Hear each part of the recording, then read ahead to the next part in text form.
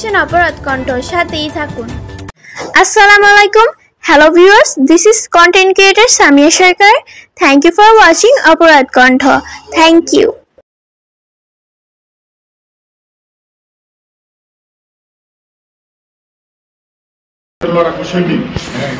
নিজের জীবনকে বাজি রেখে শহীদ তাহমিদকে বাঁচাতে গিয়েছিল আমাদের ছোট ভাই নরসিংদী সদর থানা স্বেচ্ছাসেবক দলের সফল সভাপতি তহিদ মিয়া।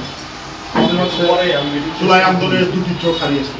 আমি তার জন্য দোয়া করি আল্লাহর কাছে যেন আল্লাহ তাকে ভালো করে দেয়, এবং আজকে আমরা যে কথা বলতে পারছি তার অবদান আমাদের তহিদ মিয়া।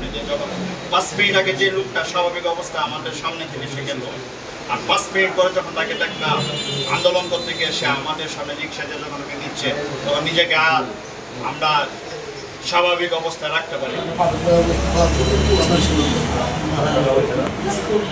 আসলে আজকে যে আন্দোলন আমরা করেছি, আন্দোলনটা আসলে আন্দোলনের জন্য এই আন্দোলনের সফল শুধু আমাদের নয়, জেলা বিএনপির সভাপতি প্রধান অতিথি আছেন, আমাদের দপ্তর সম্পাদক জেলা বিএনপি,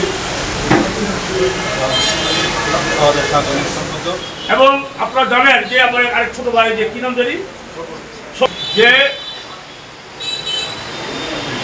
এই সংবাদপত্রের স্বাধীনতা হরণ করেছিল শেখ মুজিব মাত্র 11 মিনিটের ব্যবধানে। 1974 সালে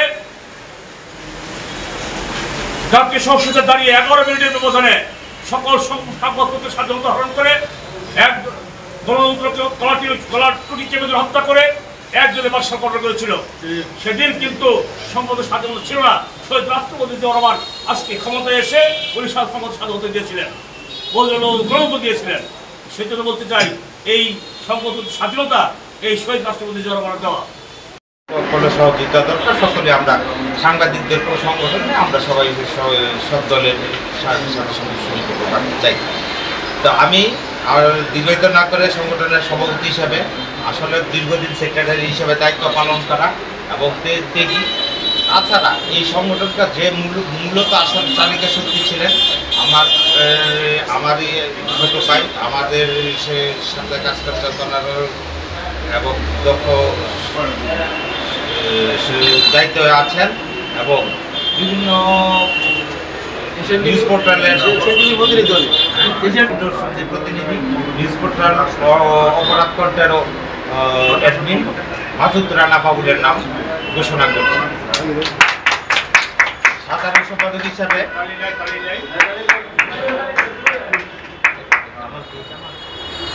সম্পাদক হিসাবে সাংবাদিক, এবং এই সাংবাদিকতা করতে গিয়ে জনপ্রতিনিধিরও কাজ করেছেন, 5টি বছর দায়িত্ব পালন করেছেন। সাংবাদিক নরসিংদী থেকে প্রকাশিত একটি পত্রিকা, অন্যতম একটি পত্রিকা